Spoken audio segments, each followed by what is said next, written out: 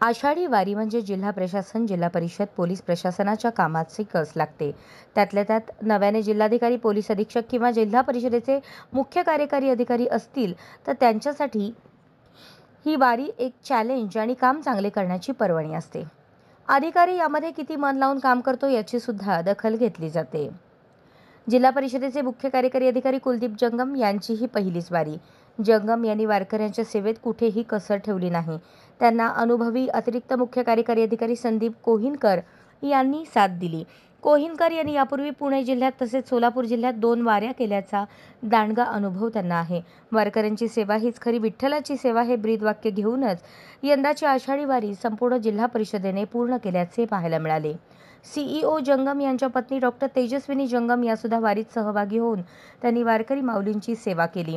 संत गजानन महाराज तसेच संत ज्ञानेश्वर महाराज यांच्या पालखीत त्या सहभागी झाल्या होत्या.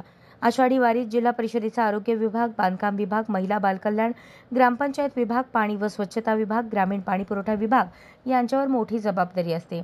आषाढी वारी दरम्यान सर्व संतांच्या पालखी मार्गावर भाविकांसाठी सुविधा उपलब्ध करून देण्याची मोठी जबाबदारी जिल्हा परिषद पार पडते. सीईओ कुलदीप जंगम यांनी प्रत्येक वारकऱ्यांशी स्वतः भेट घेऊन विचारपूस केली आणि त्यांच्याशी चर्चा केल्याचे पाहायला मिळाले. सोलापूर जिल्हा परिषदेने यावेळी वारकऱ्यांसाठी निवारा, मोबाईल चार्जिंग स्टेशन, लाईव्ह दर्शन, हिरकणी कक्ष, स्नानगृह, स्वच्छतागृह, प्रथमोपचार कक्ष, नियंत्रण कक्ष, चरणसेवा, उद्घोषणा कक्ष सुविधा दिल्या. याची दखल राज्याचे मुख्यमंत्री देवेंद्र फडणवीस यांनी घेतली. आपल्या भाषणामध्ये त्यांनी जिल्हा परिषदेच्या संपूर्ण टीमचे अभिनंदन केले. अशाच नवनवीन अपडेटसाठी जनता राज्य न्यूज चॅनलला सबस्क्राईब करा, लाईक करा आणि शेअर करायला विसरू नका.